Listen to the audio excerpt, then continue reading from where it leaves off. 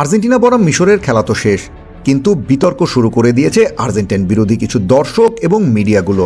অনেকেই তর্ক তুলছেন, লিসান্দ্রো মার্টিনেজকে যখন ফাউল করা হলো তখন বাঁশি বাজলো, গোল বাতিল করা হলো, কিন্তু সালার বেলায় কেন ভিন্ন চিত্র?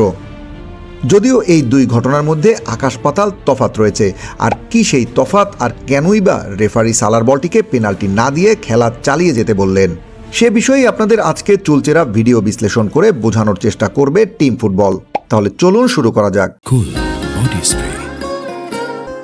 Long lasting fragrance. প্রথমে লিসান্দ্রোর ঘটনাটি দেখা যাক।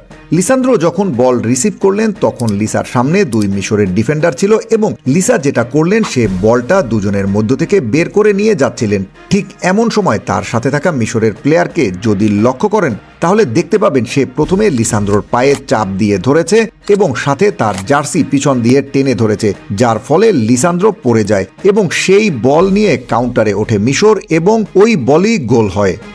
গোল হওয়ার সাথে সাথে আর্জেন্টাইনরা ক্লেম করেন এবং ক্লেম করলে রেফারি ভিআর কল করে এবং ফিল্ড রেফারি নিজে গিয়েও ভিআর চেক করেন। ভিআর চেক করলে ক্লিয়ারলি দেখা যায় এটা ওই গোলের বল বিল্ড আপের শুরুর একটা গুরুত্বপূর্ণ ফাউল, আর তাই রেফারি গোলটি বাতিল করে দেন। সালার বিষয়টা পুরোটাই ভিন্ন। সালার বিষয়টা যদি একটু লক্ষ্য করেন তাহলে দেখতে পাবেন সালাকে কোনো বুট দিয়ে আঘাত বা ক্র্যাশ করার চেষ্টা করা হয়নি।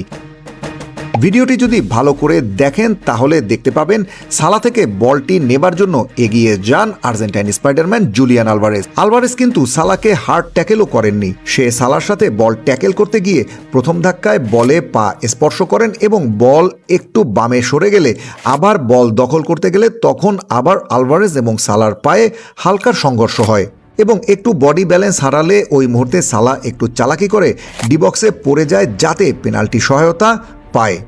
কিন্তু সালার ট্যাকেলটা কোনো মারাত্মক পেনাল্টি দেওয়ার মতো ফাউল ছিল না দেখে রেফারি খেলা চালিয়ে যেতে বলেন। আর ওই বল থেকেই আর্জেন্টিনার তৃতীয় গোলটি আসে লাউতারোর ক্রস থেকে এনজোর হেডে গোল। সোজা কথায় যদি বলি, ফরাসি রেফারি ফ্রাসোয়া সস্তা আবেগে গা ভাসাননি। তিনি খুব ঠান্ডা মাথায় গেমের মেকানিক্সটা রিড করেছেন এবং ভিআর টিমও তার এই সিদ্ধান্তকে সেলুট জানিয়েছেন। পড়ে গেলেই যে ফাউল হয় না, এই সহজ সত্যটা রেফারি বুঝেছেন বলেই খেলা সচল ছিল। আসেন এবার আপনাদের একটু বুঝাই কখন ফাউল হয় আর কখন হয় না।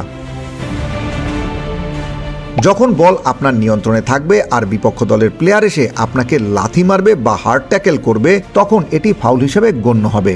কিন্তু এখানে সালা যখন বল ড্রিবল করে ঢোকার চেষ্টা করছিলেন তার আগেই বল তার পা থেকে মোটামুটি ফসকে যাওয়ার মতো অবস্থায় ছিল।